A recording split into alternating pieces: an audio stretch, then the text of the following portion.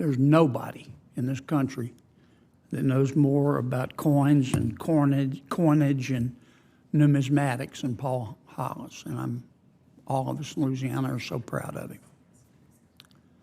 Mr. Hill, did you read the 234-page Cleary-Gottlieb report about the sexual harassment and the bullying and the touching and the sleaze and the racial discrimination at the FDIC under President Biden?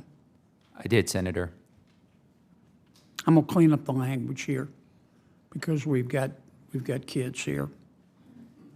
Did you read the part of the report where one young female employee said that her supervisor looked her in the eye and described her as being, quote, like a grizzly bear with breasts, but he didn't use the term breast. Did you read that? I did, yes.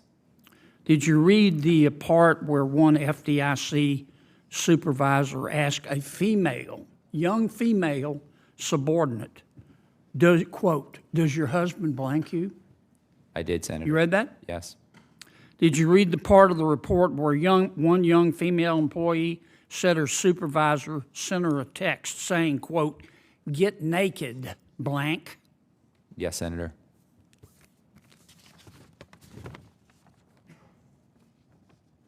Did you read the part of the report where one female employee said that her supervisor at the FDIC, been there for years, sent her a picture of his private parts?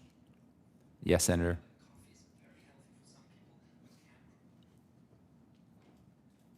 Now look, I could go on all day. And you know what I've heard back? I've talked about this for a long time. You know what I've heard back from the FDIC? Nothing. Zero. Zilch. Nada. I haven't heard from you. Last time I checked, 97 employees at your agency, if you're confirmed, reported repeated instances of sexual assault, sexual advances, and unwanted touching. 91 other employees reported repeated incidents of sex discrimination. 187 employees reported repeated incidents of bullying and threats.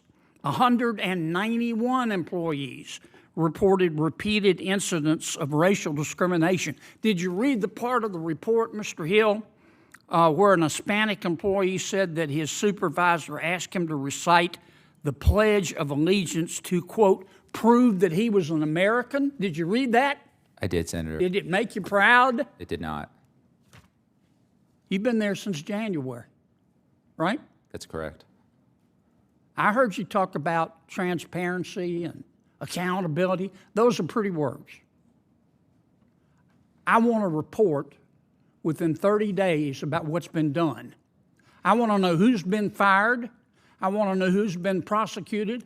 I want to know who's been moved around with so-called demotion, taking care of their brother-in-law, and got a bonus.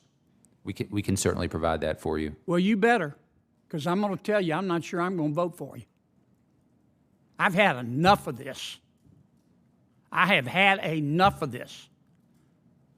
And if your name came up in front of me right now, I wouldn't vote for you. Senator, it's got nothing to do with your policy chops, but I have had enough. Yep. I have had enough. This is not an isolated incident. And I've talked about this repeatedly, and I've heard nothing from you, Mr. Hill, and I've had nothing from your agency. And you know what I assume? Look, I trust everybody. I believe in the adage, trust in God, but tie up your camel.